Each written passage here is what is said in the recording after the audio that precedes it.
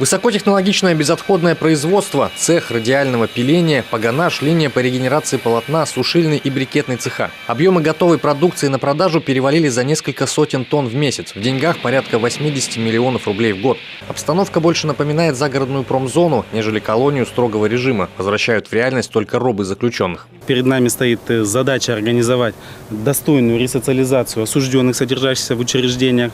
70% осужденных, которые в учреждениях у нас находятся, это жители Республики Коми, и в перспективе они приедут жить рядом с нами. Да?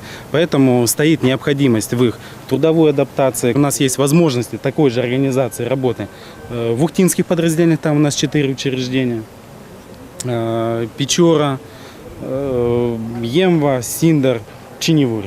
К слову, по социализации арестантов республика на одном из первых мест по стране. В колонии номер 1 из 1200 постояльцев больше трети постоянно работают. Большинство производств здесь круглосуточные. Все желающие, кто хочет работать, у нас обращаются к администрации, и без всяких проблем, кто желает трудоустроиться, всегда мы рады помочь в трудоустройстве.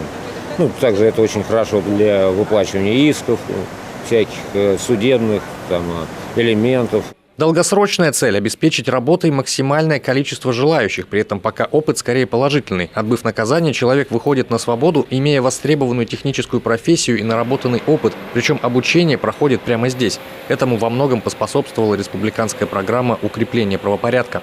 Мы увидели, насколько эффективно действует и действовала в предыдущий период программа, которая позволила создать производство, новое производство на территории ФСИН. И за счет средств бюджета, и за счет партнеров, инвесторов, которые приходят в партнерство в системе ФСИН.